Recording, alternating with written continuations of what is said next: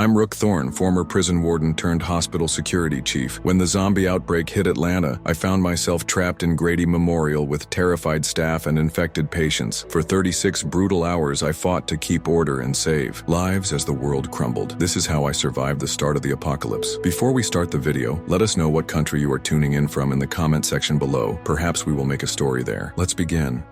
It was just another day at Grady Memorial Hospital in Atlanta. At least that's what I thought when I walked through those sliding glass doors at 6 in the morning. The air conditioning hit me like a wall of cold as I stepped inside, a welcome relief from the sweltering Georgia heat outside. I nodded to the night shift guards as they headed out, their faces betraying the exhaustion of a long night. Little did I know, their shift would soon seem like a cakewalk compared to what was coming. I'm Rook Thorne, and for the past 5 years, I've been the head of security at Grady Memorial. Before that, I spent 15 years as a warden at a maximum security prison. I thought I'd seen it all, but nothing could have prepared me for what happened in those next 36 hours. As I made my way to my office, I couldn't shake the feeling that something was off. The emergency room seemed busier than usual, even for a Tuesday morning. Nurses rushed past me, their faces tight with worry. Doctors huddled in corners, speaking in hushed tones. I caught snippets of their conversations: fever, aggression, bite marks. At the time, I chalked it up to a bad night. Maybe a bar fight had gotten out of hand or a domestic dispute had turned ugly. It wouldn't be the first time. I settled into my office, reviewing the night's incident reports. Nothing too out of the ordinary. A few drunk and disorderlies, a couple of minor altercations in the waiting room. But then I noticed something strange. 3 separate incidents of staff being bitten by patients. That was unusual. In my 5 years at Grady, I'd never seen more than 1 bite incident in a single shift. I was about to follow up on these reports when my radio crackled to life. Security to ER stat, we've got a situation. The urgency in the voice made me move faster than I had in years. By the time I reached the emergency room, it was chaos. A man was thrashing on a gurney, 4 nurses struggling to hold him down. His skin was pale, almost gray, and covered in a sheen of sweat, but it was his eyes that struck me, bloodshot and wild, darting around the room like a trapped animal. He was making these guttural, animalistic sounds that sent a chill down my spine. As I approached, one of the nurses turned to me, her face a mask of panic. "We can't hold him much longer," she gasped. "He's incredibly strong, and he keeps trying to bite us." I've dealt with my fair share of violent individuals, both in the prison system and here at the hospital, but something about this man's behavior set off every alarm bell in my head. This wasn't just a drug-induced frenzy or a psychotic episode. This was something else entirely. I moved in to assist, grabbing the man's legs to help restrain him. As I did, I noticed the bite mark on his arm. It was deep, the flesh around it swollen and discolored. I'd seen plenty of human bite marks in my time, but this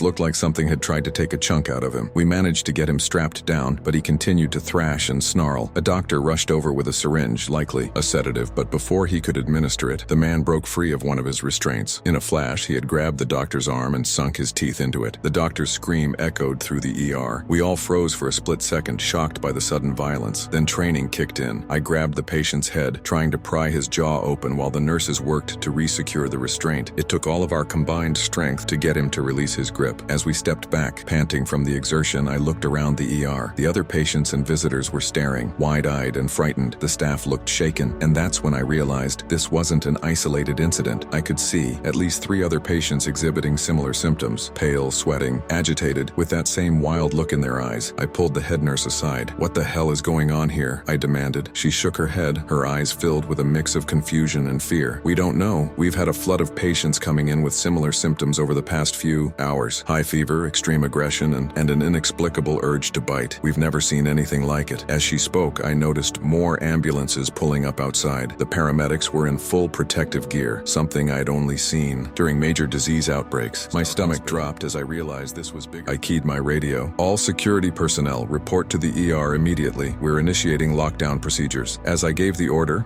I couldn't help but think of my time as a prison warden. How many times had I called for a lockdown? But this felt different. This felt like the beginning of something much worse. The next few hours were a blur of activity. We worked to secure the infected patients, set up quarantine areas, and manage the growing panic among the other patients and visitors. The ER was like a war zone, with doctors and nurses rushing from patient to patient, alarms blaring constantly, and the eerie, inhuman sounds coming from the infected. As the day wore on, the situation only grew worse. More and more infected were brought in, each one more aggressive than the last. We had to set up a triage system in the parking lot because the ER was overflowing. I saw things that day that I'll never forget. People turning on their loved ones, biting and clawing at them like rabid animals. Staff members who had been bitten early on suddenly developing the same symptoms, their eyes glazing over as they lost all sense of who they were. By evening, it was clear that this was no ordinary outbreak. The hospital administrator called an emergency meeting with the heads of each department. The tension in the room was palpable as we gathered around the conference table. Dr. Patel, the chief of medicine, spoke first. His usually calm demeanor was shaken, his voice trembling slightly as he addressed us. "We're dealing with an unknown pathogen here," he said. "It appears to be spread through bites, and it's incredibly fast-acting. We've never seen anything like it." The head of the ER chimed in next. "We're overwhelmed," she said, her eyes red, "from exhaustion. We've had to convert 3 entire floors into isolation wards, and they're filling up fast. We're running out of supplies, and staff are starting to panic." As they spoke, I couldn't help but think about the similarities to some of the prison riots I'd managed. The chaos, the fear, the need for swift, decisive action. But this was on a whole different scale. The administrator turned to me. "Rook, what's the security situation?" I took a deep breath before responding. "We're stretched thin," I admitted. "We've managed to secure the isolation wards and main entrances, but if this keeps escalating, we're going to need backup. I've tried contacting local law enforcement, but they're overwhelmed too. Something big is happening out there." As if on cue, the lights flickered. We all looked up, a collective sense of dread settling over the room. The administrator's phone rang, and we watched as the color drained from his face as he listened to whoever was on the other end. He hung up and looked at us, his expression grim. "That was the mayor's office," he said. "The National Guard is being deployed. They're considering quarantining the entire city." The room erupted into a cacophony of voices, everyone talking over each other. Fear, disbelief, anger, I could hear it all in their voices. But underneath it all, I sensed something else, a growing realization that this was only the beginning. As the arguing continued around me, I found myself looking out the window. The sun was setting, casting an eerie orange glow over the city. In the distance, I could see smoke rising from several locations. Sirens wailed constantly, and I could swear I heard gunshots. I turned back to the room, my mind racing. We were about to face a long night, and I had a feeling it was going to get much worse before it got better. Little did I know those next 24 hours would test every skill I'd ever learned, every ounce of strength I possessed, and push me to limits I never knew I had. As the meeting broke up, each of us heading out to manage our respective areas, I couldn't shake the feeling that we were standing on the precipice of something unprecedented. The world as we knew it was about to change, and we were at ground zero. I made my way back to the ER, my mind already strategizing, planning for every contingency I could think of. But deep down, I knew that no amount of planning could have prepared us for what was coming. The infected were just the beginning. The real challenge would be maintaining order as the world descended into chaos. As I pushed through the doors, into the bustling ER, the cacophony of alarms, shouts, and those inhuman growls hit me like a physical force. I took a deep breath, steeling myself for what was to come. Whatever happened, I was determined to keep as many people safe as I could. Little did I know, the true test of my resolve was yet to come. As night fell, the situation in the hospital deteriorated rapidly. The ER was overflowing, and we had to start converting other wards into makeshift treatment areas. The sounds of screaming and those inhuman growls echoed through the hallways, creating an atmosphere of pure terror. Security office, I sat, coordinating with my team to maintain some semblance of order. We were understaffed and overwhelmed, but we had to keep going. Lives depended on it. Around midnight, things took a turn for the worse. One of the infected, a man who had been brought in earlier with a severe bite wound, somehow broke free from his restraints. Before anyone could react, he had attacked 2 nurses and a doctor. The screams alerted us, and I rushed to the scene with 2 of my guards. What we saw when we arrived was like something out of a nightmare. The infected man was crouched over one of the nurses, tearing at her flesh with his teeth. The doctor was on the ground, clutching a bloody arm, while the other nurse was backed into a corner, eyes wide with terror. We sprang into action. I tackled the infected man, using all my strength to pull him off the nurse. He was incredibly strong, far stronger than any normal person should be. As we struggled, I could see his eyes up close. They were completely devoid of humanity, filled only with a primal, insatiable hunger. My guards managed to restrain him, but the damage was done. The nurse he had attacked was barely moving, blood pooling around her. The doctor was already showing signs of infection, his skin paling, his breathing becoming labored. As we secured the area, I made a decision that would haunt me for days to come. We couldn't risk more infections. I ordered the ward sealed off, with no one allowed in or out except for essential medical personnel in full protective gear. I could see the fear in my guards' eyes as I gave the order. They knew as well as I did what this meant. We were potentially condemning those inside to death, but we had no choice. The infection was spreading too fast, and we had to contain it. As we walked away from the sealed ward, the weight of what we'd just done settled over us like a heavy blanket. The screams and pounding on the doors would echo in my nightmares for weeks weeks to come. Back at the command center, reports were coming in from all over the hospital. More patients were showing symptoms, and staff members who had been bitten earlier were now turning. We were losing control. And fast. I got on the hospital-wide PA system. "Attention all staff and patients," I said, trying to keep my voice steady. "We are implementing full lockdown procedures. All non-essential personnel and visitors are to evacuate immediately. All doors will be sealed in 30 minutes. This is not a drill." The announcement caused panic, of course. People rushed for the exits, clogging the hallways. My team worked to maintain order, but it was like trying to hold back a tidal wave with our bare hands. As the evacuation proceeded, I couldn't help but notice the city through the windows. Fires were visible in multiple locations, and the wail of sirens was constant. Whatever was happening here wasn't limited to the hospital. The entire city seemed to be descending into chaos. Just as we were about to seal the main doors, a group of police officers arrived. They looked haggard, their uniforms torn and bloodied. The lead officer approached me, his eyes wild with fear and exhaustion. "We need your help," he said, his voice hoarse. "The streets are overrun. We've got injured officers and civilians. Can you take them?" I hesitated. We were already at capacity, and bringing in more potentially infected individuals could be disastrous. But looking at their desperate faces, I knew I couldn't turn them away. "All right," I said, "but they need to be quarantined immediately. Any sign of infection and they're isolated. No exceptions." The officer nodded gratefully,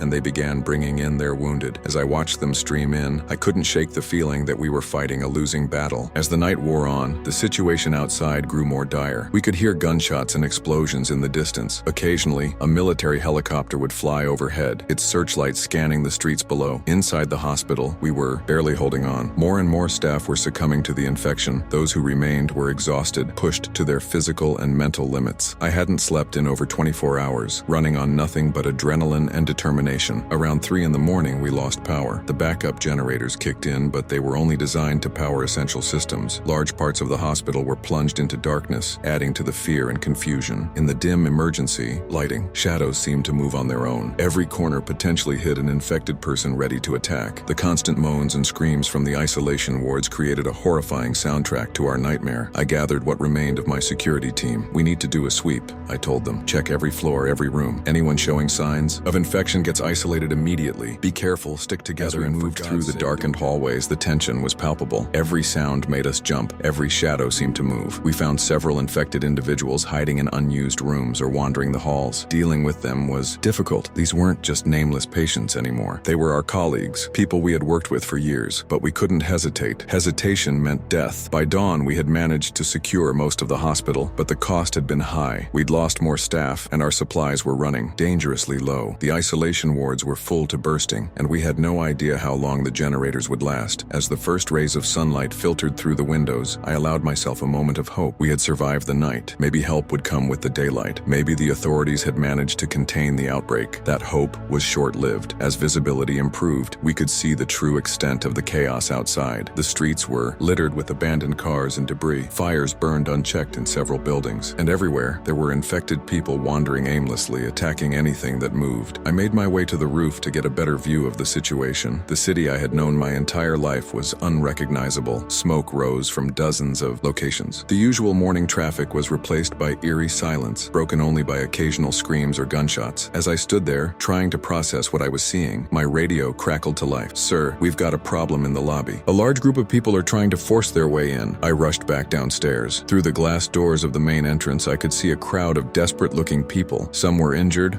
others looked sick. They were pounding on the doors, begging to be let in. I keyed my radio. "All available security to the main entrance, now." As my team assembled, I could see the fear in their eyes. They knew what letting these people in could mean, but I could also see determination. We had sworn to protect and serve, and that duty didn't end just because the world was falling apart. I took a deep breath, steeling myself for what was to come. "All right," I said. "We're going to let them in, but in small groups. Anyone visibly infected stays out. We'll triage in the lobby. Be ready for anything." As we prepared to open the doors, I couldn't help but wonder how long we could keep this up. How long before we were overwhelmed? How long before the infected broke through our defenses? But I pushed those thoughts aside. Right now, all that mattered was the next few minutes, the next few hours. We had people to protect, lives to save. Whatever came after, we'd face it when it came. I gave the signal, and we opened the doors. The crowd surged forward, desperation in their eyes. As they streamed in, I scanned each face, looking for signs of infection. My team worked quickly, separating the injured from the healthy, isolating anyone who showed even the slightest symptom symptom. In the chaos, I caught snippets of conversation, pieces of the larger picture of what was happening outside. The military had tried to set up safe zones, but they had been overrun. The infected were everywhere, their numbers growing by the hour. Civilization was crumbling around us. As we worked, I couldn't shake the feeling that we were delaying the inevitable. The hospital was our fortress, but for how long? We were running out of supplies,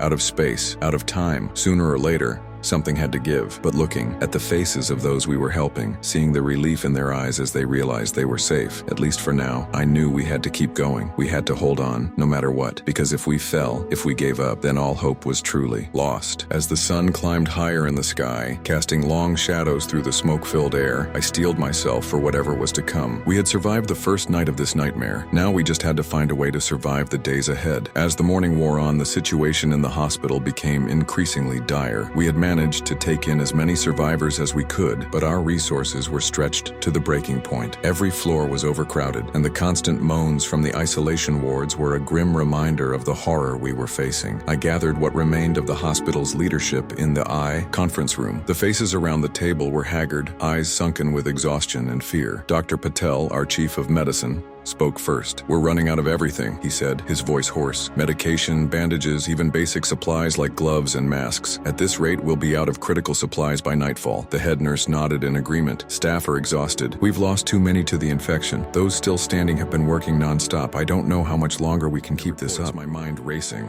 We needed a plan, and fast. "What about communication?" I asked. "Have we had any luck reaching the outside world?" The hospital administrator shook his head. "Phone lines are down. Internet's spotty at best. We've been trying the emergency broadcast system, but it's just static." As we discussed our options, a commotion outside caught our attention. I rushed to the window, the others close behind. What I saw made my blood run cold. A military convoy was making its way down the street, but it was clear something was terribly wrong. The vehicles were moving erratically, some crashing into abandoned cars. As we watched, one of the trucks came to a stop and soldiers began pouring out. But they weren't the disciplined troops we had hoped for. They moved with the jerky, uncoordinated motions we had come to associate with the infected. "My God," someone whispered behind me. "Even the military has fallen." The realization hit us all at once. We were truly on our own. I turned back to the group, my mind made up. "We need to go into full lockdown," I said. "Seal off every entrance, every window. Nothing gets in or out without going through decontamination." There were nods of agreement around the room. We all knew what this meant. We were potentially trapping ourselves inside, but the alternative was unthinkable. As we moved to implement the lockdown, I couldn't help but think of my time as a prison warden. How many times had I overseen lockdowns thinking I understood what it meant to be trapped? But this was different. This time, the danger wasn't just inside our walls, it was everywhere. The next few hours were a flurry of activity. We welded shut any entrance we couldn't adequately secure. Windows were boarded up. We set up checkpoints at strategic locations throughout the hospital, creating a series of secure zones we could fall back to if needed. As I oversaw the fortification of the main entrance, a young doctor approached me. The fear in her eyes was palpable, but there was determination there too. "Sir," she said, "I've been working on something. A possible treatment for the infected." I felt a spark of hope for the first time in hours. "What kind of treatment?" She hesitated. "It's experimental, risky, but if it works, it could slow down the progression of the infection, maybe even reverse it in the early stages." I considered her words carefully. Hope was in short supply and the risks were enormous, but we were running out of options. "What do you need?" I asked. "Access to the research lab,"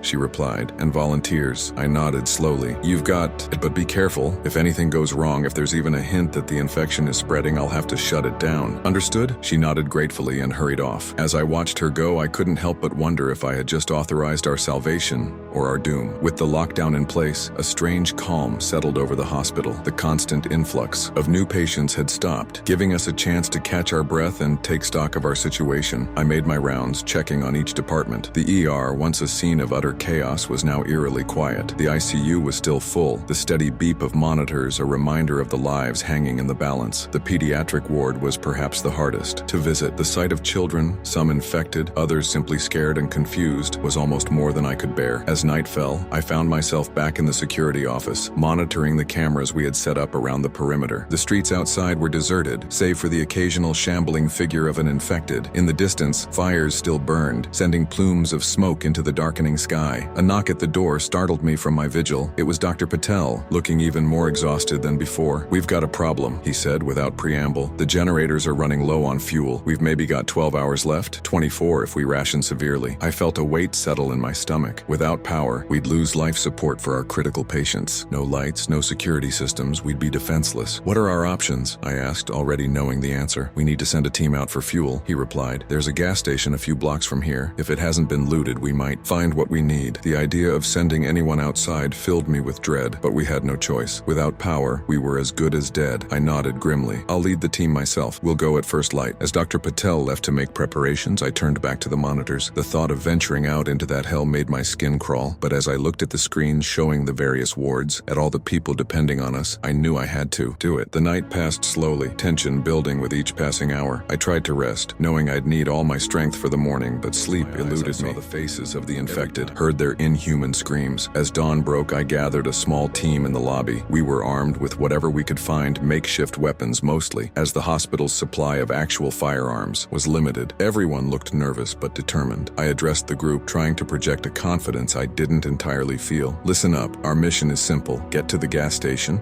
secure as much fuel as we can, and get back. We move fast, we stay quiet, and above all, we stick together. Any questions?" There were none. We all knew the stakes. As we prepared to open the doors, I took one last look around the lobby. The survivors we had taken in were watching us, hope and fear warring in their eyes. I nodded to them, a silent promise that we'd be back. With a deep breath, I gave the signal. The doors opened, and we stepped out into the unknown. The world outside was like nothing I had ever seen. The once bustling streets of Atlanta were now a wasteland. Abandoned cars littered the road, some still containing the remains of their owners. The air was thick with smoke and the sickly sweet smell of decay. We moved carefully, staying low and using the cars for cover. Every sound, every movement caught our attention. The infected were out there, we knew, waiting. As we neared the gas station, I held up a hand, signaling the team to stop. Something wasn't right. The station seemed untouched, which in itself was suspicious. In a city ravaged by chaos, how had this place remained unscathed? I was about to voice my concerns when a scream shattered the eerie silence. One of our team,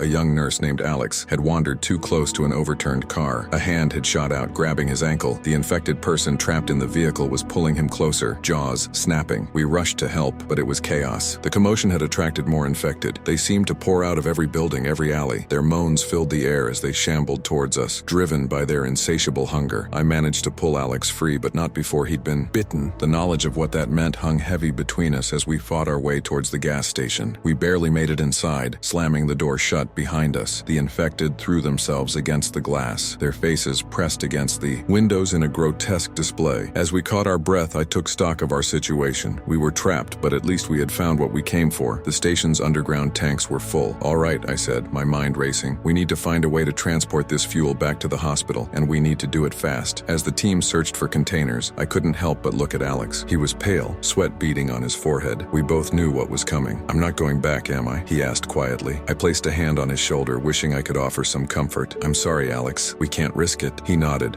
understanding. Then, with a determination that took me by surprise, he straightened up. "Then let me help you get back. One last act of service." His bravery in the face of what was to come humbled me. I agreed, knowing that every hand would count in what was sure to be a desperate fight back to the hospital. As we prepared to make our run, filling every container we could find with precious fuel, I found myself wondering how many more impossible decisions I would have to make before this was over. How many more lives would be lost in our struggle to survive? The infected continued their relentless assault on the gas station's windows. Cracks were starting to appear in the glass. We were out of time. I looked at my team, saw the fear and determination in their eyes. "All right," I said, hefting a container of fuel. "Let's go home." With that, we threw open the doors and plunged back into the nightmare. The journey back to the hospital loomed ahead, every step fraught with danger, but we had no choice. The lives of everyone in the hospital depended on us making it back. As we ran, dodging grasping hands and snapping jaws, I couldn't help but wonder, even if we made it back, how long could we hold out? How long before our luck ran out, before the infected finally broke through our defenses? But I pushed those thoughts aside. Right now,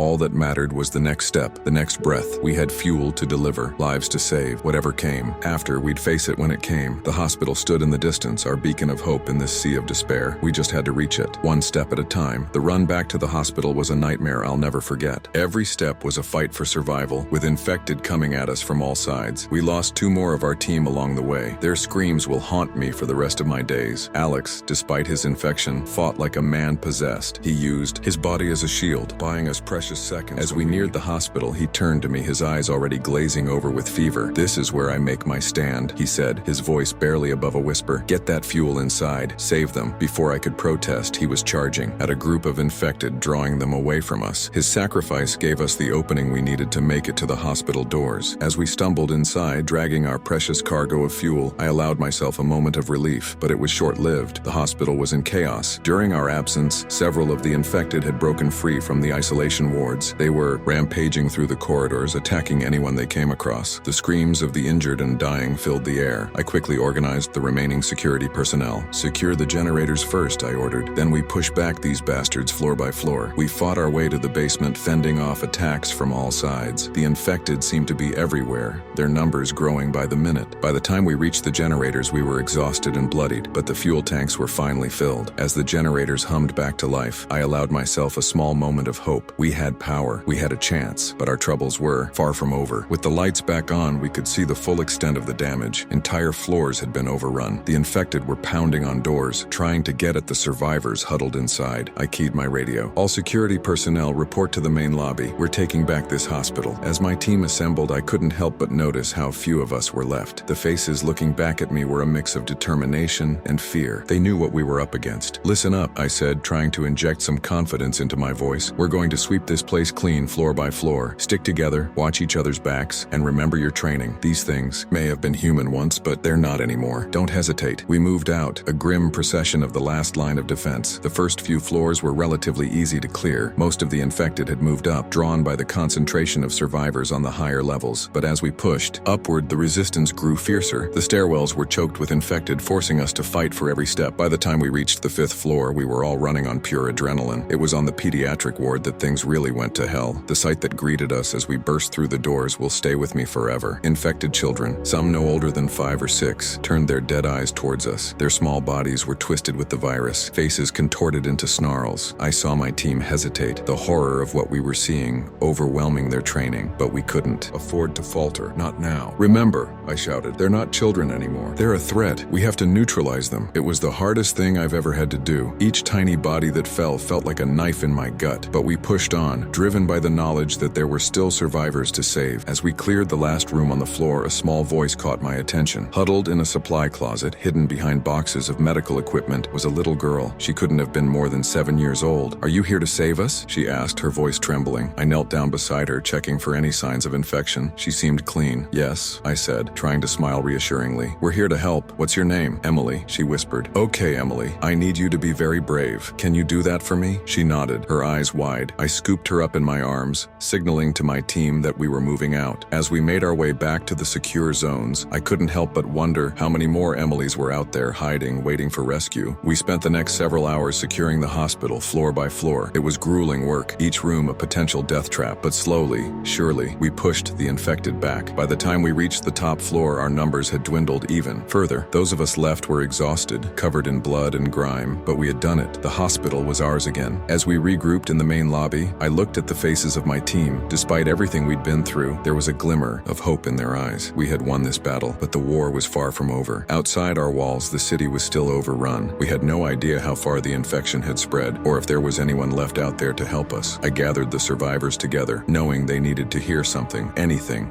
to give them hope. "I know you're scared," I began. "I am too. What we've been through these past few days, it's more than anyone should have to endure. But look around you. We're still here. We're still fighting, and as long as we stick together." As I spoke, I saw something change in their faces. Fear gave way to determination, despair to resolve. We weren't just survivors anymore. We were a community. Over the next few days, we worked to fortify our position. Every entrance was sealed, every window barricaded. We set up a system of shifts, ensuring that someone was always on watch. Food and medical supplies were still a concern, but we were managing. The hospital cafeteria had a decent stock, and we had been able to salvage some supplies from the surrounding buildings. Dr. Patel and his team continued their work on a potential treatment. They They had made some progress, but it was slow going. Without access to proper research facilities, they were working with limited resources. As for me, I found myself thrust into a leadership role I never expected. People looked to me for guidance, for decisions. It was a heavy burden, but one I knew I had to bear. One evening, as I was making my rounds, I found myself on the roof of the hospital. The city spread out before me, a sea of darkness broken only by the occasional fire. In the distance, I could see the infected wandering aimlessly through the streets. As I stood there looking out at what remained of the world I knew, I couldn't help but wonder what the future held. How long could we hold out here? What would happen when our supplies finally ran out? But then I thought of Emily, of all the survivors we had saved, of the determination I had seen in the eyes of my team, and I knew that no matter what came, next we would face it together. As I turned to head back inside, a flicker of movement caught my eye. In the distance, barely visible in the gloom, I saw a helicopter. It was moving slowly, searchlights sweeping the ground below. For a moment, my heart leapt. Was this rescue? Had help finally arrived? But as I watched, the helicopter's movements became erratic. It dipped and swayed, as if the pilot was struggling to maintain control. Then, with a sickening lurch, it began to descend rapidly. I watched in horror as the helicopter disappeared behind a line of buildings. A few seconds later, a bright flash lit up the sky, followed by a plume of smoke. My heart sank. Even if there had been survivors in that crash, they wouldn't last long out there. The explosion would draw every infected for miles. As I made my way back inside, I knew I had a decision to make. Do we risk sending out a team to look for survivors? Or do we stay here, safe behind our walls? It was just one more impossible choice in a world that seemed full of them now. But as I looked at the faces of the people under my protection, I knew what I had to do. We couldn't just sit here and wait for rescue. If we wanted to survive, truly survive, we had to be proactive. We had to be willing to take risks. I gathered my core team, laying out what I had seen. I know it's dangerous, I said, but there could be people out there who need our help. More importantly, that helicopter came from somewhere. If we can salvage its communication equipment, we might be able to make contact with the outside world. There was a long silence as they absorbed my words. Then, one by one, they began to nod. When do we leave? Asked Sarah, one of my most trusted lieutenants. I smiled grimly. First light, get some rest. Tomorrow we go hunting. As the team dispersed to prepare, I couldn't shake the feeling that this decision would change everything. For better or worse, we were about to venture back into the hell outside our walls, but we had no choice. If we wanted to live, truly live and not just survive, we had to take this chance. We had to hope that somewhere out there was still a world worth saving. As I settled in for what I knew would be a restless night, I found myself thinking of all the people counting on me. Emily,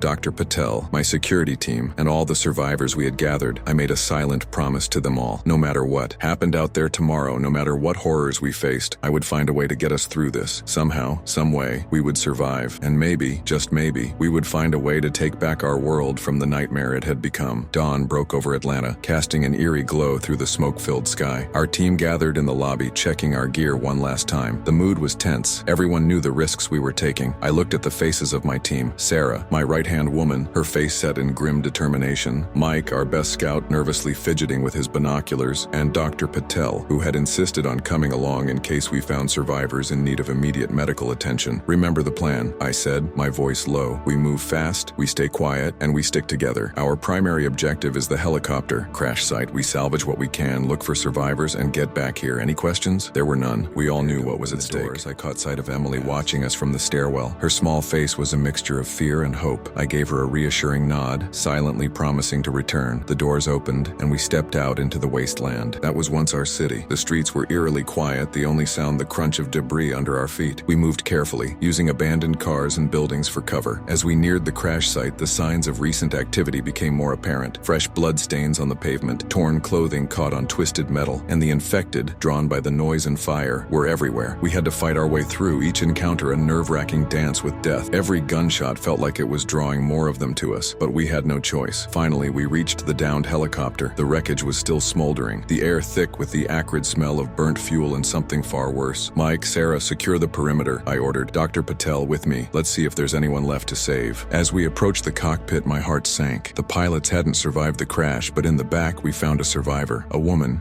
badly injured, but alive. Help me get her out, Dr. Patel said, already assessing her injuries. As we worked to free her, I noticed something that made my blood run cold. On the woman's uniform was a patch I recognized all too well. CDC, Centers for Disease Control. Doctor, I said, my voice tight, we need to get her back to the hospital, now. He looked at me, understanding dawning in his eyes. This woman might have information about the outbreak, maybe even a cure, but fate, it seemed, had other plans. As we were preparing to move out, Mike's voice crackled over the radio. We've got company, lots of it. I rushed rushed to his position and my heart nearly stopped. Coming down the street was the largest horde of infected we'd seen yet. Hundreds of them, maybe thousands, all heading our way. "New plan," I shouted. "We need to find shelter. Now." We grabbed what supplies we could from the helicopter, including a battered laptop and some communication equipment. With Dr. Patel supporting the injured CDC woman, we ran. The horde was closing in fast. We could hear their inhuman moans getting louder, see their twisted forms getting closer. Every turn we took seemed to lead to more of them. Just when it seemed like we were out of options, Sarah spotted a building with a heavy metal door. An old bank, its vault still intact. "In there!" I yelled, already moving towards it. We barely made it inside, slamming the vault door shut just as the first of the infected reached us. The sound of them pounding on the door was deafening, but we were safe for now. As we caught our breath, I turned my attention to our unexpected guest. She was drifting in and out of consciousness, but I needed answers. "What's your name?" I asked. "What were you doing out here?" She coughed, blood speckling her lips. "Dr. Evelyn Reyes," she managed. "We were trying to reach the CDC headquarters to retrieve research data." My mind raced. Research data? Could it be related to a cure? "What kind of data?" Dr. Patel asked, voicing my thoughts. "Experimental treatment," she wheezed. "Early trials were promising, but then everything went to hell." Hope surged through me, but I forced it down. We weren't out of danger yet. I turned to Mike. "See if you can get that laptop working and check the radio equipment. We need to contact the hospital." As Mike worked, I took stock of our situation. We were trapped with limited supplies and an injured woman who might hold the key to humanity's survival. Outside, the infected continued their relentless assault on the vault door. Hours passed. The pounding never ceased, but the door held. Mike managed to get the laptop working, but most of the files were encrypted. The radio, unfortunately, was damaged in the crash. Dr. Reyes' condition was deteriorating. Dr. Patel did what he could with our limited supplies, but it was clear she needed more advanced care. "We need to get her back to the hospital," he said, his voice grim. "She won't last much longer without proper treatment." I nodded, my mind racing. "Agreed, but how? That horde out there isn't going anywhere." Sarah, who had been quiet for a while, spoke up. "I have an idea. It's risky, but it might work." She explained her plan. It was dangerous, borderline suicidal, but it was the best option we had. We spent the next few hours preparing, using materials from the bank and our own supplies. We created makeshift armor and weapons. The plan was to create a distraction, drawing most of the horde away, while a small team made a run for it with Dr. Reyes. As we made our final preparations, I couldn't help but think of everyone back at the hospital. Emily, the other survivors, all counting on us to return. We had to make it back, not just for the potential cure, but for I asked, looking each of them in the eye. They nodded, faces set with determination. "All right,"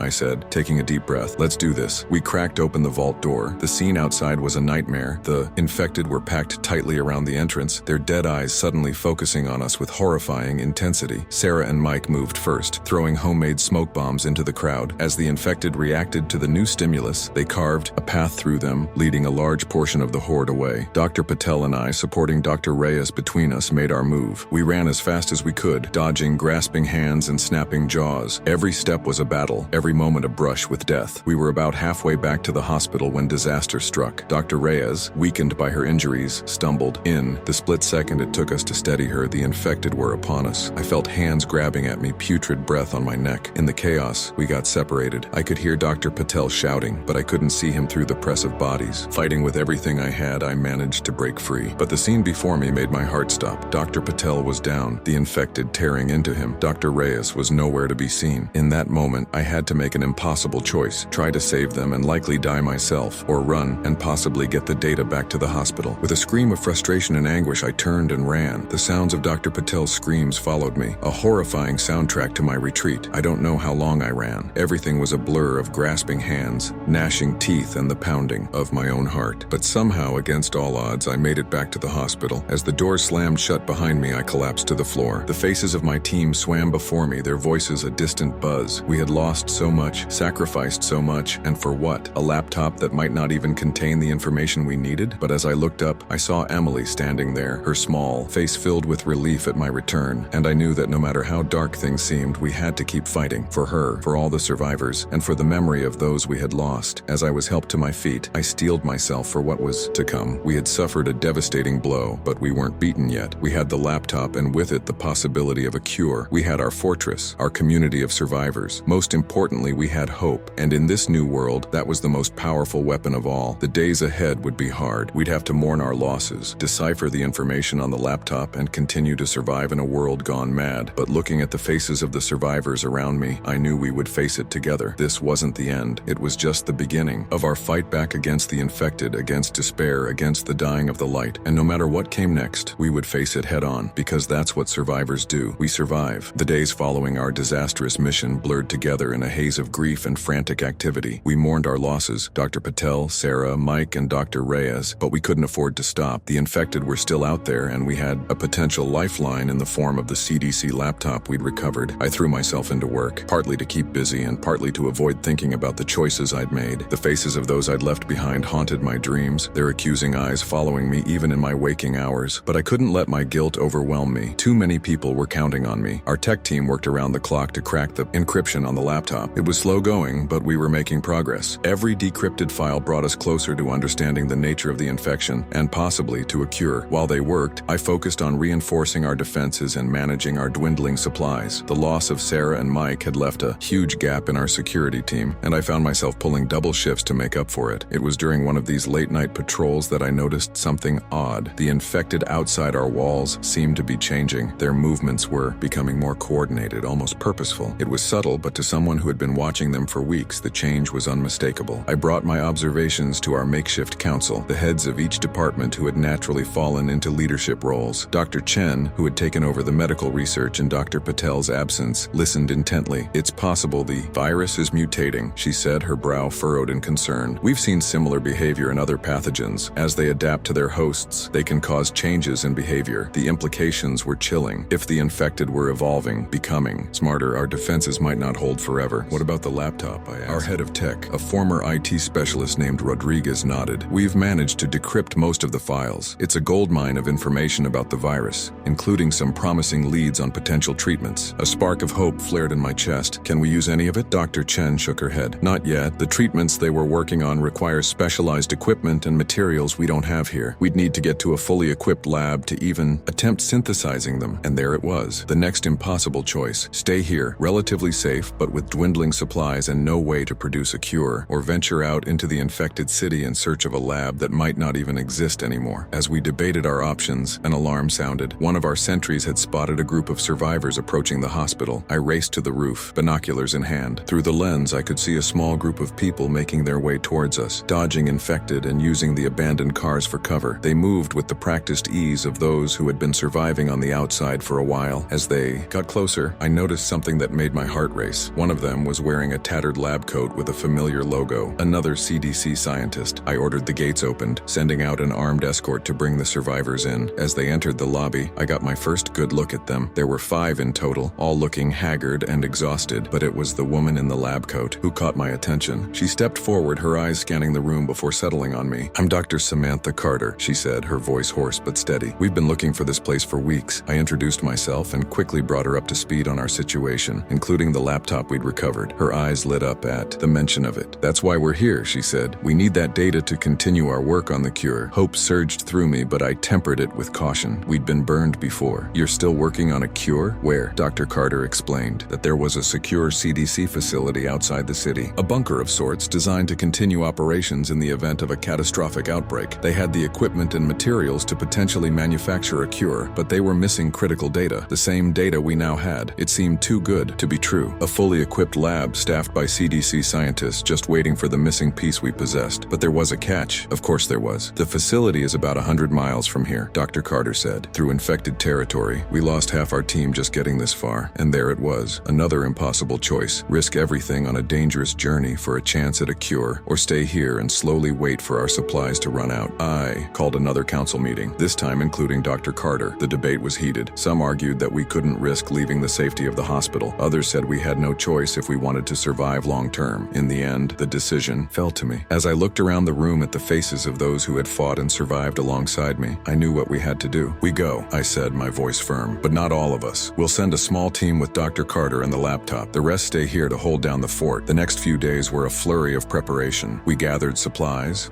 planned our route, and chose the team. I would be going, along with our best fighters and Dr. Chen. It was risky taking our top medical researcher, but we needed someone who understood the data we were carrying. The night before we were set to leave, I found myself on the roof again, looking out over the infected city. The weight of what we were about to do pressed down on me. If we failed, we wouldn't just be losing our lives, we'd be losing humanity's best chance at a cure. A small voice behind me broke into my thoughts. "Are you really leaving?" I turned to see Emily standing there, her small face etched with worry. My heart clenched. In all the preparations, I'd been avoiding this moment. I knelt down to her level. "Yes, Emily, I have to go. We might be able to find a way to make everyone better." Her lower lip trembled. "But what if you don't come back like the others?" I pulled her into a hug, feeling her small body shake with suppressed sobs. "I promise you, Emily, I will come back. No matter what happens out there, I will find a way back to you." As I held her, I silently renewed my vow, not just to Emily, but to everyone in the hospital. I would get that data to the CDC facility. I would bring back a cure, no matter the cost. The next morning, we gathered at the gates. Our team was ready, vehicles loaded with supplies and weapons. The mood was tense but determined. We all knew the stakes. As the gates opened, I took one last look back at the hospital, at the faces of those, at Emily, standing with the other children trying to be brave. Then I turned and faced the infected wasteland before us. Whatever lay ahead, whatever horrors we might face, we had to push through. The fate of humanity rested on our shoulders. With a deep breath, I gave the signal. Our vehicles roared to life and we rolled out into the unknown. The journey of 100 miles began, each mile potentially our last. As we navigated through the debris-strewn streets,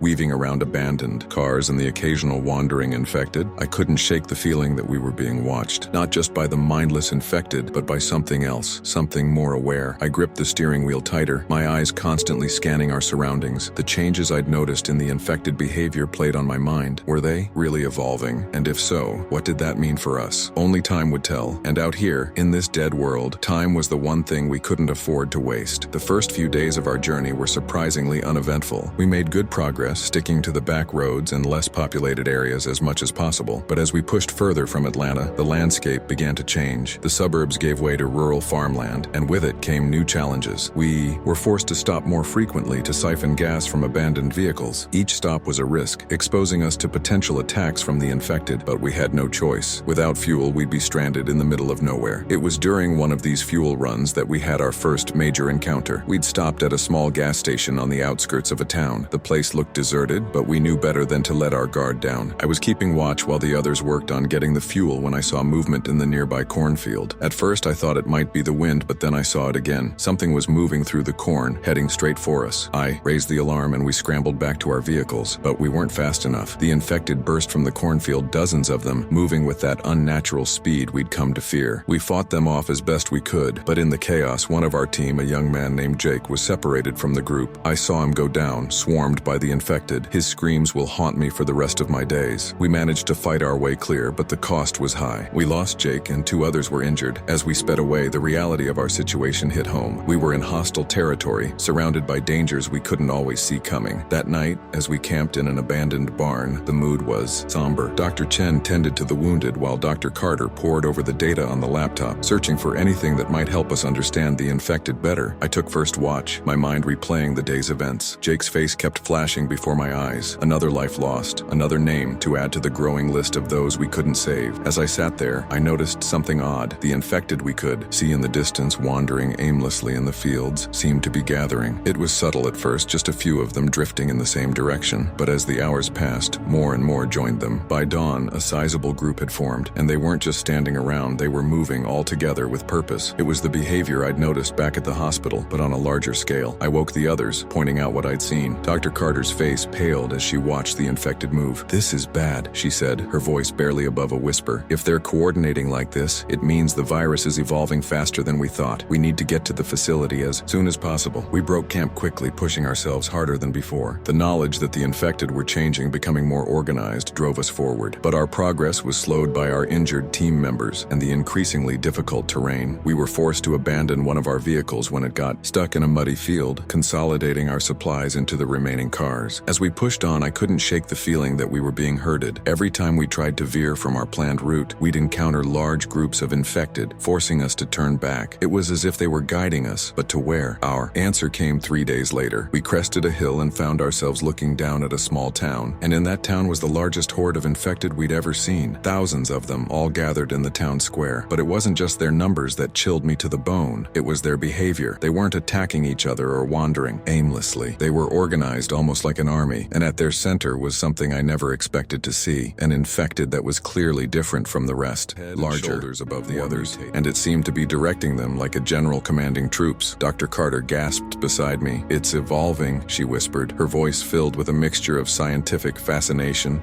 and horror. "The virus is creating specialized infected. If this continues, they'll become an organized force. Humanity won't stand a chance." We knew we had to get past this town. The CDC facility was on the other side, our last hope for salvation. But with that horde in the way, it seemed impossible. We retreated to plan our next move. Ideas were thrown around, everything from trying to sneak through at night to creating a massive distraction. But each plan seemed more desperate than the last. It was Dr. Chen who finally came up with a workable solution. "We can't go through them," she said, "so we go under them." She explained that many small towns had extensive storm drain systems. If we could find an entrance outside the town, we might be able to navigate underneath and come out on the other side. It was risky. The tunnels would be dark, possibly flooded, and if we got lost or trapped, we'd be done for. But it was our best shot. We spent the next day scouting the town's perimeter, finally locating a storm drain entrance hidden in a dry creek bed. As night fell, we prepared to enter the tunnels. The darkness inside was absolute. We moved slowly, our flashlights casting weak beams ahead of us. The air was thick with the smell of decay and stagnant water. Every sound echoed ominously, making it impossible to tell if we were alone in the tunnels or not. We had been moving for what felt like hours when we heard it. A splash, different from the sound of our own movements. Then another. Something was in the water with us. Before we could react, one of our team was dragged under. The water erupted into chaos as we fought against unseen assailants. In the flashing lights and confusion, I caught glimpses of pale, bloated forms. The infected had found their way into the tunnels too. We fought desperately, the confined space making it nearly impossible to maneuver. I lost track of how many. I fought off, my world narrowing to the next attack, the next threat. When it was over, we had lost 2 more of our team. Those of us left were battered, exhausted, and shaken to our core. But we couldn't stop. We pushed on, our only choice to move forward or die trying. Finally, after what seemed like an eternity, we found an exit. We emerged on the outskirts of the town, on the side we needed to be. But our relief was short-lived. The horde had noticed our escape. As we stumbled out of the storm drain, we could hear them coming, thousands of feet moving in unison, heading our way. We ran. There was nothing else we could do. We ran until our lungs burned and our legs threatened to give out. And still they came, an unstoppable tide of death chasing us down. Just when it seemed like we couldn't go on, we saw it. The CDC facility, a concrete bunker rising out of the landscape. Our salvation was within reach. But between us and the facility was an open field. No cover, nowhere to hide, and the horde was right behind us. In that moment, I knew what had to be done. Someone had to stay behind, to buy time for the others to reach the facility. And as the leader of this mission, that someone had to be. I turned to Dr. Carter, pressing the laptop into her hands. "Get this inside," I said. "No matter what happens, get it inside." She looked at me, understanding dawning in her eyes. "But you'll die," she said. I managed a grim smile. "Maybe, but if I don't do this, we all die, and humanity loses its last chance." Before they could argue, I turned and ran back towards the horde. I could hear the others shouting behind me, but I didn't look back. I had made my choice. As I faced the oncoming infected, I thought of Emily, of the promise I had made to return. "I'm sorry," I whispered. "I hope you'll understand someday." Then the horde was upon me, and there was no more time for thoughts or regrets. There was only the fight, the desperate struggle to buy just a few more seconds for my team. I don't know how long I fought. Time lost all meaning in the chaos of battle. But eventually I saw the facility doors closing, Dr. Carter and the others safely inside. As the infected overwhelmed me, my last thought was one of hope. We had made it. The data was safe. Humanity still had a chance. And then the darkness took me. I came to in a stark white room, the harsh fluorescent lights making me squint. For a moment I thought I was dead, but the pain coursing through my body quickly dispelled that notion. I was very much alive, though how I had survived was a mystery. As my eyes adjusted, I realized I was in some kind of medical bay. Machines beeped steadily around me, monitoring my vital signs. I tried to sit up, but a wave of dizziness forced me back down. "Easy there," a familiar voice said. Dr. Carter, a mixture of relief and concern. "You've been out for 3 days. We weren't sure you'd wake up. The others?" I croaked, my throat dry and raw. "Safe," she assured me. Thanks to you, but we lost contact with the hospital shortly after arriving here. We don't know their status. The news hit me like a physical blow. Emily, the other survivors we'd left behind, were they still alive? The not knowing was almost worse than confirmation of the worst. Dr. Carter filled me in on what had happened. After I'd created the distraction, they'd made it to the facility, but I hadn't been far behind. Somehow fighting my way through the horde, they'd found me collapsed at the entrance, badly injured but alive. The facility's security systems had taken care of the remaining infected. Your blood work came back with some interesting results, Dr. Carter said, her tone cautious. It seems you might have a natural immunity to the virus. We're running more tests, but this could be the breakthrough we've been looking for. The implications of her words took a moment to sink in. Could my survival against impossible odds be more than just luck? Could I be the key to saving humanity? As I processed this information, alarms suddenly blared throughout the facility. Dr. Carter's face paled as she looked at a nearby monitor. They've breached the outer defenses, she said, her voice tight with fear. The infected, they're inside the compound. Ignoring the pain, I forced myself out of bed. We need to move. Now, where's the rest of the team? In the main lab, 2 floors down. We've been working around the clock on a potential cure using your blood samples and the data from the laptop. We made our way through the facility, the sounds of chaos growing louder. The infected had indeed broken through, and the security teams were fighting a losing battle to contain them. When we reached the lab, we found the rest of our team frantically packing up equipment and research materials. Status report, I barked, falling back into my role as leader despite my weakened state. Dr. Chen looked up from a microscope, her eyes wide with a mixture of fear and excitement. We're close to a breakthrough. The combination of your immunity and the research data, we think we can synthesize a cure, but we need more time. Time was the one thing we didn't have. The infected were getting closer, their inhuman screams echoing through the hallways. I made a quick decision. Pack up what you need, we're getting out of here. But where will we go? Someone asked. Back to Atlanta,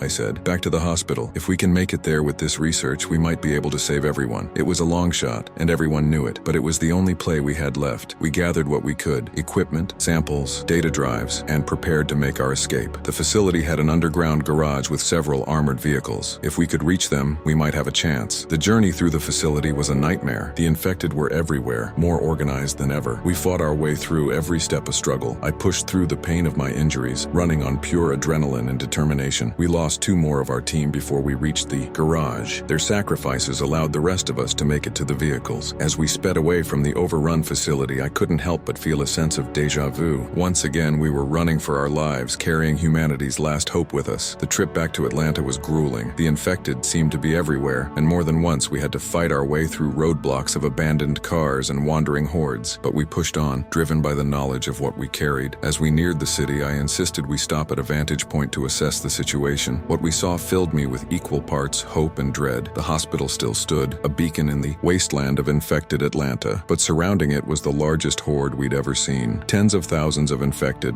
all gathered around our former sanctuary, and at their center, directing their movements, was the mutated leader we'd seen before, but now it wasn't alone. Several other similarly evolved infected stood with it, each seeming to control a section of the horde. They're evolving faster than we thought, Dr. Carter said, her voice barely above a whisper. If we don't stop this soon, it might be too late. I nodded grimly. Then we better not waste any more time. We need to get inside that hospital. We formulated a plan. It was risky, borderline suicidal, but it was all we had. Using the armored vehicles, we'd create a path through the horde, straight to the hospital's main entrance. Once there, we'd need to hold off the infected long enough to get inside and barricade the doors. As we prepared to make our run, I thought of Emily and the others we'd left behind. Were they still alive in there? The growing threat outside their walls. There was only one way to find out. Everyone clear on the plan? I asked, looking each survivor in the eye. They nodded, faces set with grim determination. All right then, let's go save the world. We gunned the engines and charged straight into the horde. The impact was tremendous, infected bodies flying in all directions, but they just kept coming. An endless wave of death throwing themselves at our vehicles. I gripped the steering wheel tighter, pressing down on the accelerator. The hospital entrance was in sight, tantalizingly close, but the infected were starting to overwhelm us, their sheer numbers beginning to slow our progress. Just when it seemed we might not make it, the hospital doors burst open. A group of heavily armed survivors poured out, laying down covering fire. I recognized some of the faces. They were from our original group at the hospital. With their help, we managed to break through the last line of infected and reach the entrance. The next few minutes were chaos as we abandoned the vehicles and rushed inside, carrying our precious cargo of research materials and equipment. As the doors slammed shut behind us, I found myself face to face with a ghost from my past, Sarah. My right-hand woman, who I thought had died in our ill-fated mission to the crashed helicopter, stood before me, very much alive. "Welcome back, boss," she said with a grim smile. Took you long enough. Before I could respond, a small figure burst through the crowd and threw herself at me. Emily, tears streaming down her face, clung to me tightly. You came back, she sobbed. You really came back. I held her close, my own eyes welling up. I promised. Didn't I? But our reunion was short-lived. The infected outside were rallying, their attacks on the hospital's defenses intensifying. We could hear the walls shaking with the force of their assault. Sarah quickly brought us up to speed. They'd been holding out, but supplies were critically low. The infected outside had been growing in number and organization for weeks, as if they were preparing for something big. And now we know what, Dr. Carter said. They were waiting for us, for this. She held up the case containing our research materials. I nodded grimly. Then let's not keep them waiting. We need to get to work on that cure, now. As we rushed to set up a makeshift lab, I couldn't shake the feeling that we were in the endgame now. Everything we'd been through, every loss and sacrifice had led to this moment. Outside, the infected howled, their fists pounding on the walls in a terrifying rhythm. Inside, a small group of scientists worked feverishly to synthesize humanity's last hope. And caught in the middle, I stood watch, ready to defend this final bastion of humanity with my last breath. The real battle was just beginning, and I knew that before it was over, we'd all be tested in ways we never imagined. But looking around at the determined faces of the survivors, at Emily's hopeful eyes, I felt a spark of hope. We'd made it this far against impossible odds. Maybe, just maybe, we could make it through this too. As the first rays of dawn broke over the infected wasteland of Atlanta, we steeled ourselves for the fight ahead. Whatever came next, we'd face it together, because in this new world, unity wasn't just strength, it was survival. The next few days were a blur of frantic activity. While Dr. Carter and her team worked tirelessly on synthesizing the cure, the rest of us focused on fortifying our defenses. The infected outside seemed to grow more aggressive by the hour, their attacks becoming increasingly coordinated. I split my time between overseeing our defenses and checking in on the progress of the cure. The strain was starting to show on everyone. Dark circles under eyes, tempers flaring over small issues, the constant tension of waiting for the next attack. It was during one of these tense moments that Sarah pulled me aside. We need to talk, she said, her voice low and urgent. She led me to a quiet corner of the hospital away from prying ears. There's something you need to know, she began, her eyes darting around nervously. When you were gone, things got complicated. Sarah explained that in the weeks after our failed mission, a group of survivors had arrived at the hospital. They were well armed and organized, offering protection in exchange for shelter. At first, it had seemed like a godsend, but soon, their true nature became apparent. They're not here to help, Sarah said, her voice barely above a whisper. They're using us, experimenting on the infected we capture, and I think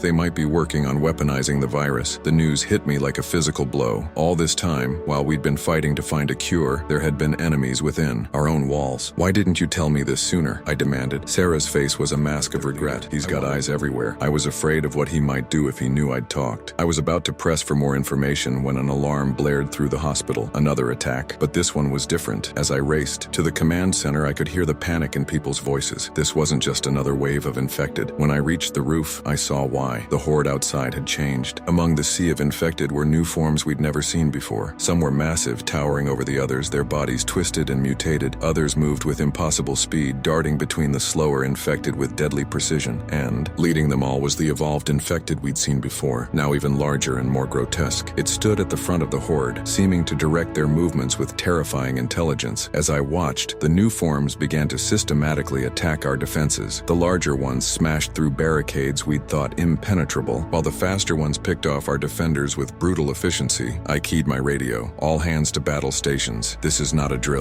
I repeat, this is not a drill. As our people rushed to defend the hospital, I couldn't shake Sarah's words from my mind. Were these new forms the result of the experiments she'd mentioned? Had we inadvertently created an even deadlier enemy? There was no time to dwell on it. The infected were breaching our outer defenses faster than we could repel them. We needed a new strategy, and fast. I gathered our key defenders for a quick huddle. We can't beat them head on, I said, shouting to be heard over the chaos. We need to funnel them, use the hospital's layout to our advantage. We quickly formulated a plan. By selectively abandoning certain areas, we could channel the infected into kill zones where our remaining defenders could thin their numbers more effectively. It was a dangerous gambit. If it failed, we'd be giving up valuable ground we might never reclaim, but it was our only shot. As we put the plan into action, I made my way to the lab where Dr. Carter and her team were working. They needed to know. The situation had escalated. I found them hunched over microscopes and computer screens, oblivious to the battle raging outside. Dr. Carter looked up as I entered, her face lighting up with excitement. "We've done it, she said, holding up a vial of pale blue liquid. The cure, it's ready. For a moment, I forgot about the infected breaking through our defenses. Hope, so long absent, surged through me, but reality quickly reasserted itself as another explosion rocked the building. We need to move, I said urgently. The infected are breaking through. We need to get that cure to a secure location. Dr. Carter nodded, quickly packing up their essential materials. As we prepared to move, a commotion in the hallway caught our attention. The door burst open, revealing a group of armed men I didn't recognize. Their leader, a tall man with cold eyes, stepped forward. I'll be taking that, he said, gesturing to the vial in Dr. Carter's hand. Realization dawned. This must be the group Sarah had warned me about, the ones experimenting on the infected. Like hell you will, I growled, stepping between him and Dr. Carter. The man's lips curled into a cruel smile. You don't understand. We're not asking. What followed was a chaotic blur of violence. Gunshots echoed through the lab as we fought against these new enemies. I managed to disarm one, using his weapon to hold off the others.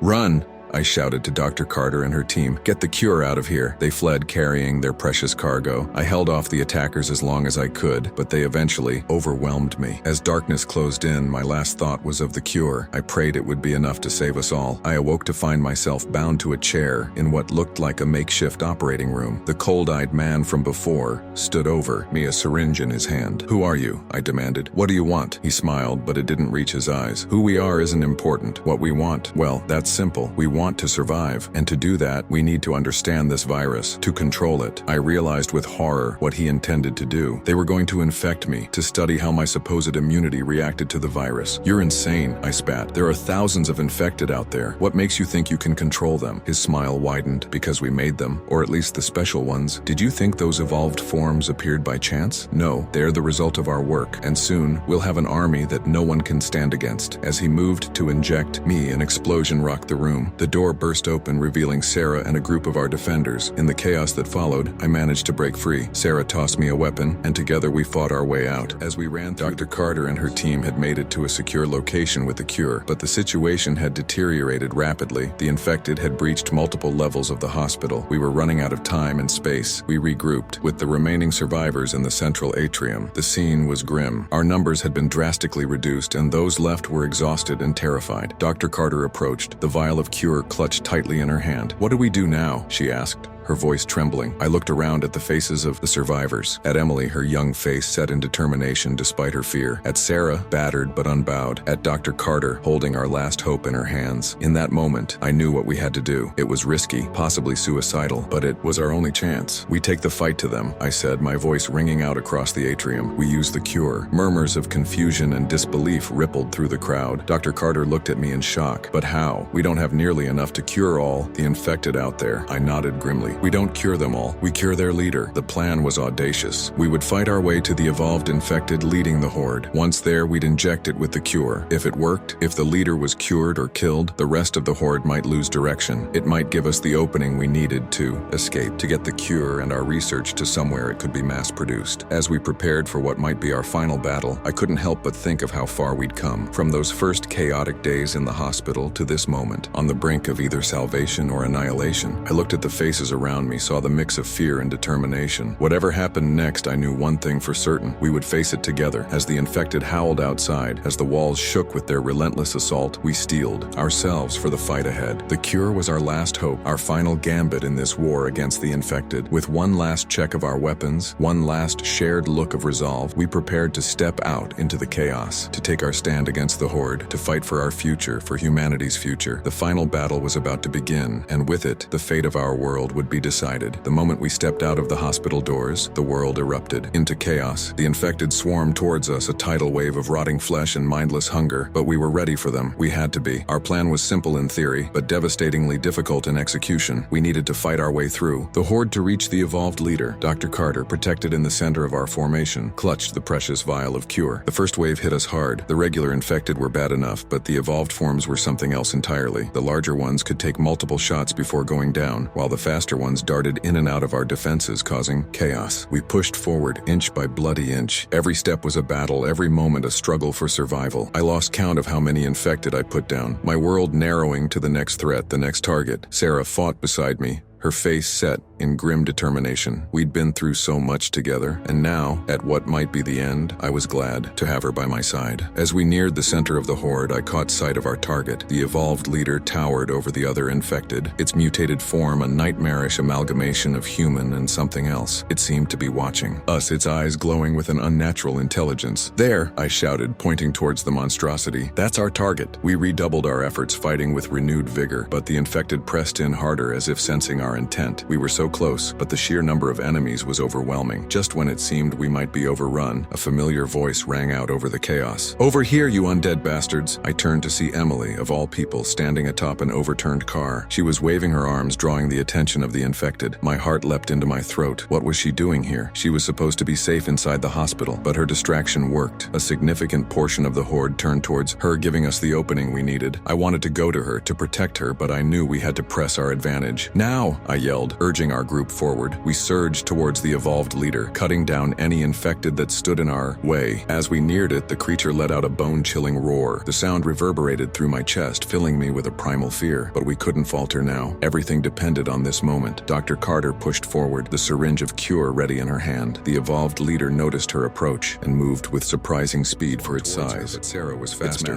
She threw herself in front of Dr. Carter, taking the full brunt of the blow. I watched in horror as Sarah was flung aside like a rag doll, but her sacrifice wasn't in vain. Dr. Carter seized the opportunity, plunging the syringe into the creature's flesh. For a moment, nothing happened. The evolved leader roared again, its hand closing around Dr. Carter's throat. I rushed forward, desperate to help, but knowing I might be too late. Then, suddenly, the creature staggered. Its grip on Dr. Carter loosened, and she fell to the ground, gasping for air. The evolved leader let out a sound unlike anything I'd heard before, a mix of pain and confusion. As we watched, its body began to convulse. The mutations that had twisted, its form seemed to be reversing. It fell to its knees, its body racked with spasms. The effect on the horde was immediate. The infected around us stopped their relentless attack, suddenly aimless without their leader's direction. Some began to wander away, while others stood still, swaying slightly as if dazed. We had done it. The cure worked, but our victory was short-lived. Even as we began to celebrate, a new threat emerged. The group that had been experimenting on the infected, led by the cold-eyed man, burst out of the hospital. They were heavily armed and looked ready for a fight. "Stop them," the leader shouted. "Don't let them escape with the cure." We found ourselves caught in a new battle, this time against our own kind. These people, in their misguided quest for power, were willing to doom humanity to save themselves. As we fought, I noticed something strange. The regular infected, still aimless without their leader, began to attack our new enemies. It was as if they could sense the evil in these men, the ones who had twisted and experimented on their kind. In the chaos, I lost sight of Dr. Carter. My heart raced as I searched for her, knowing that she carried our only hope for salvation. I fought my way through the melee, desperate to find her. That's when I saw Emily again. She was helping Dr. Carter to her feet, supporting her as they made their way towards one of our vehicles. Relief flooded through me, but it was short-lived. The cold-eyed leader had spotted them too. He was moving towards them, a look of maniacal determination on his face. I ran, pushing myself harder than I ever had before. I had to reach them first. I had to protect them. Time seemed to slow as I closed the distance. I could see the fear in Emily's eyes as she noticed their pursuer. Dr. Carter was fumbling with the car door, her movements sluggish from exhaustion and injury. The leader raised his weapon, taking aim. I was still too far away. I wouldn't make it in time. Then, out of nowhere, a figure slammed into the leader. It was Sarah, battered and bloody, but still fighting. She grappled with him, giving Emily and Dr. Carter the precious seconds they needed to get into the car. I finally reached them, practically diving into the vehicle as Emily started the engine. As we peeled away, I looked back to see Sarah still, wrestling with the leader. She caught my eye and gave a small nod, a goodbye. My chest tightened as we sped away, leaving Sarah and the chaos behind. She had saved us, sacrificing herself one last time. As we drove, the gravity of what we'd accomplished began to sink in. We had the cure. We had escaped. Against all odds, we had won, but the cost had been high. So many lives lost, so much sacrifice, and we weren't out of danger yet. We still needed to get the cure to a facility capable of mass producing it. The world was still overrun with infected. Days turned into weeks as we made our way across the country. We encountered other groups of survivors, sharing our story and the hope of the cure. Some joined us, swelling our numbers. Finally, after what felt like an eternity of travel and struggle, we reached our destination, a CDC facility, untouched by the outbreak, its staff eagerly awaiting our arrival. As I watched Dr. Carter hand over the cure to the lead scientist, I felt a weight lift from my shoulders. We had done it. We had given humanity a fighting chance, but I knew our work wasn't over. There were still infected out there, still people to save, and who knew what other threats might emerge as we fought to reclaim our world. I looked at Emily, who had grown so much in such a short time, at Dr. Carter, whose brilliant resilience and determination had saved us all. At the faces of all those who had fought and sacrificed to get us here, we had survived the outbreak. We had found the cure. Now came the hard part, rebuilding our world. But looking at the people around me, I knew we were up to the challenge. Whatever came next, we would face it together, because that's what survivors do. We survive, we endure, and, against all odds, we hope. As I stand here now, recounting our journey to you, I can't help but feel a mix of emotions. Sorrow for those we've lost, and hope, always hope, for the future we're building. The road ahead won't be easy. There are still infected out there, and the world we knew is gone. But we have the cure now, and with it, the chance to start anew. To those of you listening, whether you're in a safe zone or still fighting for survival out there, know this: you're not alone. We're coming, we'll find you, and together we'll take back our world. This is Rook Thorne, former hospital warden, survivor of the Atlanta outbreak, signing off. Stay safe, stay strong, and never lose hope. The dawn is coming, and with it, a new day for humanity.